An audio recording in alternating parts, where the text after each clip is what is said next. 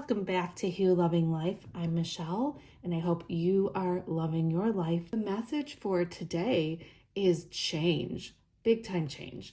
And it means changing yourself and up-leveling you and leaving the past behind.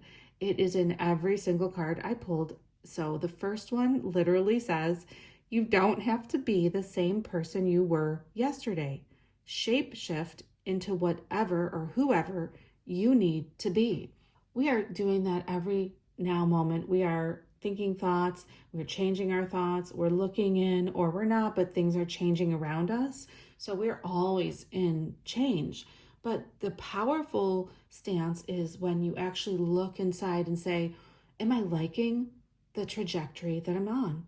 And if you're not liking it, and you see that the end is the same old circle that you've been in, then it's time to consider making a change and being strong.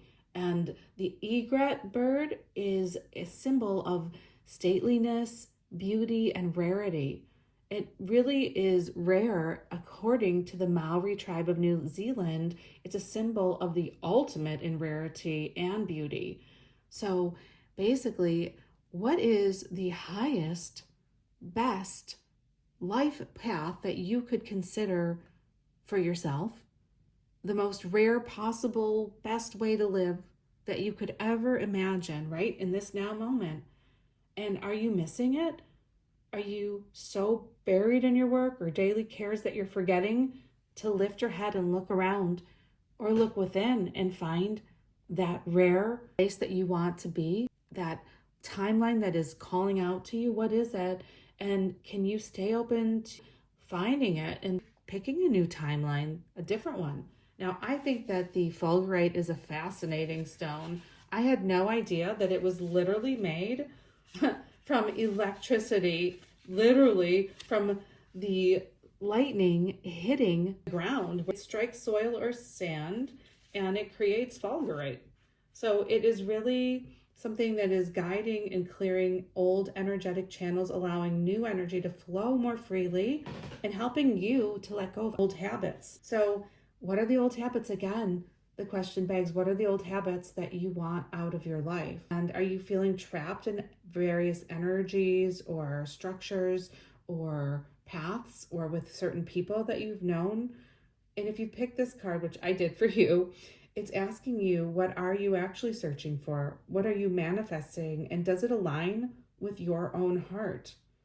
Keep your thoughts and intentions pure.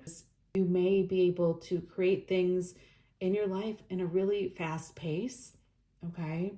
And if you're thinking things that are negative, then you could accidentally create those things. So keep your mind on the positive, the light, the good, okay? Now, the rose bay willow herb, it's also called the freedom fireweed because it tends to grow in the country where fire has destroyed other plants. So again, this is about freeing yourself from the past, from whatever path you were on. It's like totally a freedom read. Okay, so it's about looking at where you are and releasing it. I like to do a spiritual exercise that I've created for myself, and you guys can create your own, or you can check out any of Harold Klemp's books. There's one on spiritual exercises it's incredible. And the one that I like to do is I swim through water from one island to the next, and I basically release the old energy, the old people, environments, thought patterns, whatever it is, in my imagination, of course, what doesn't feel good to me anymore, and I leave it in the water. And then I get to the new island and I sit with that energy and I see, what is it that would enhance my life, and what is it that actually makes me feel badly in my life? And those things are not okay for me to accept, right? So if there's something or someone who is not good in your life, then why are you still around them?